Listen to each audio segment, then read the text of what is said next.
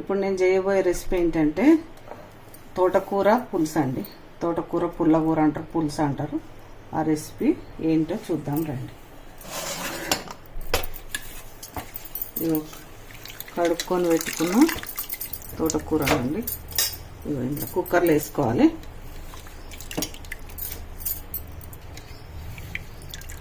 ఇట్లా అంతా కుక్కర్లో వేసుకొని మంచిగా తరిగి పెట్టి మంచిగా శుభ్రంగా కడుక్కొని పెట్టుకున్నామండి.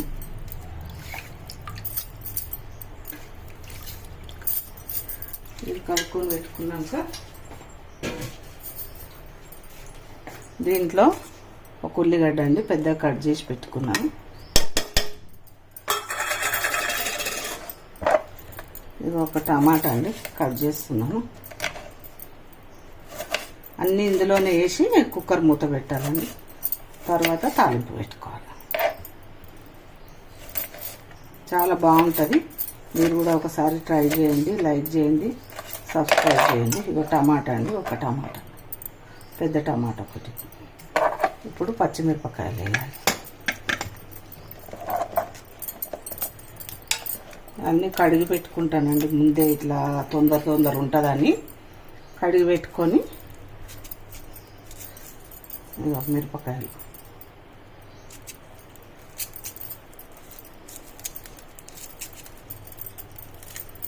ఇట్లా అన్నీ కట్ చేసుకొని స్టవ్ మీద పెట్టుకొని ఒక 3 విజిల్లు వచ్చిందాక ఉడకబెట్టుకోవాలండి. సేమ్ పప్పులాగా, పప్పు విజిల్లు ఎట్లా వస్తాయో అట్లా. ఉప్పు కారం వేసుకోవాలి. చాలా అంటే చాలా బాగుంటుందండి. రొట్టెకైనా అన్నానికైనా చాలా బాగుంటుంది. అప్పుడప్పుడు చేస్తాను నేను ఇట్లా. ఎక్కువ తోటకూర ఉంటే ఇట్లా చేస్తాను, తక్కువ ఉంటే పప్పులో వేస్తాను. ఇప్పుడు ఇది స్టవ్ మీద పెట్టుకోవాలండి. స్టవ్ అంటియాలి. ఇట్లా పెట్టేసుకొని దీంట్లో ఇది స్టవ్ మీద పెట్టుకోవాలి. ఇప్పుడు పసుపు వేసుకోవాలండి. ఒక చెంచా పసుపు,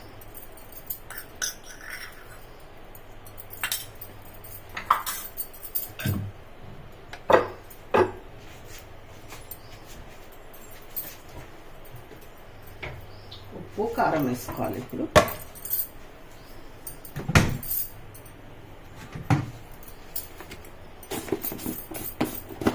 కారం, దీనికి తగినంత కారం,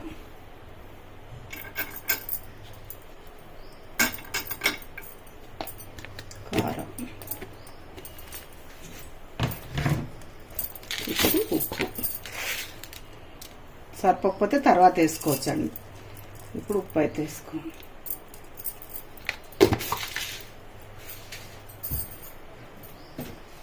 దీంట్లోకి మెయిన్ ఏంటంటే చింతపండు అండి.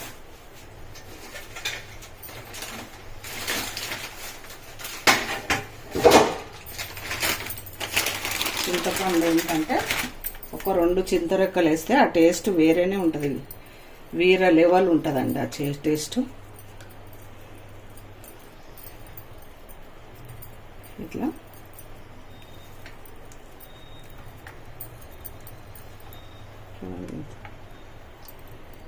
ఒక 2-3 రెక్కలు పుల్లగా బాగుంటుంది. అది చాలా అంటే చాలా బాగుంటుంది. ఇది మీరు ఒకసారి ట్రై చేయండి, తెలుస్తుంది. ఇప్పుడు మూత పెట్టుకోవాలి.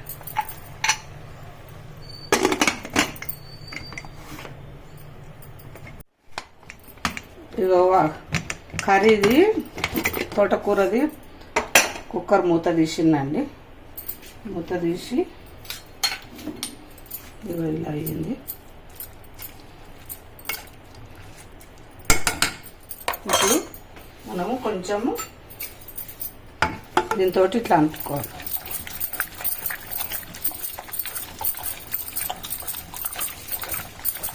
ఇట్లా పప్పు గుత్తోటి ఇట్లా అంటే మంచిగా పప్పులాగా అవుతుందండి.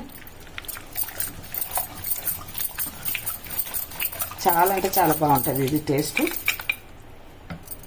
కొంచెము వాటర్ వేసుకోవాలి.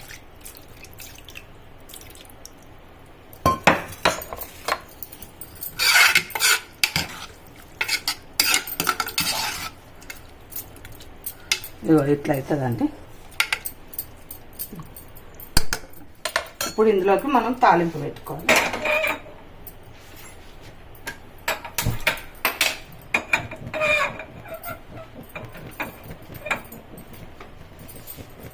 ఆయిల్ వేసుకోవాలి.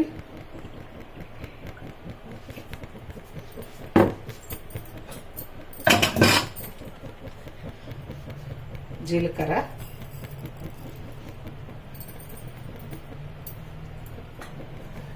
ఆవాలు,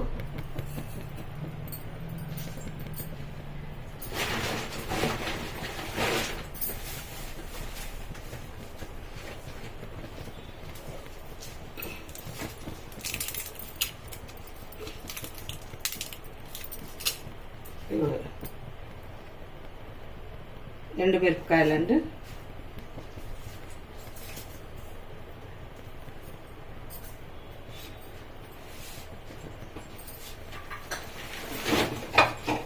దంచి పెట్టుకున్న ఎల్లిపాయలు పచ్చపక్క దంచుకొని తాలింపు వేసుకోవాలి.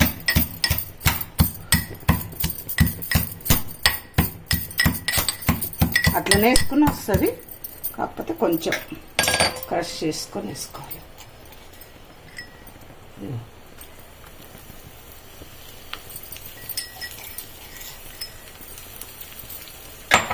ఇది తోటకూర కదండి, కరివేపాకు వేయకున్నా సరే.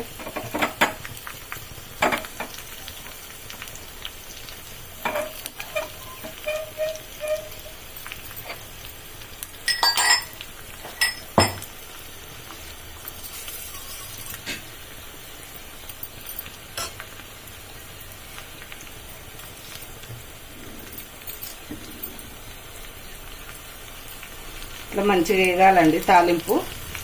తాలింపు వేగిన తర్వాత తోటకూరలకు తాలింపు ఇప్పుడు ఇది.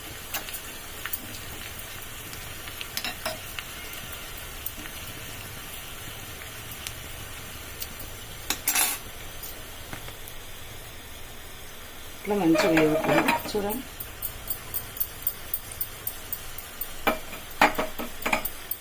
కొంచెం మంచిగా వేగితేనే మిరపకాయలది ఘాటు మంచిగా దిగుతుంది. తోటకూర పులుసు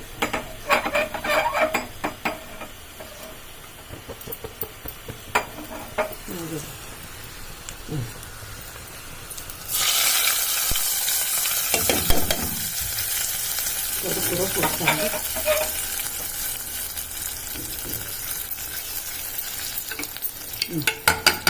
చాలా అద్భుతంగా ఉంటుందండి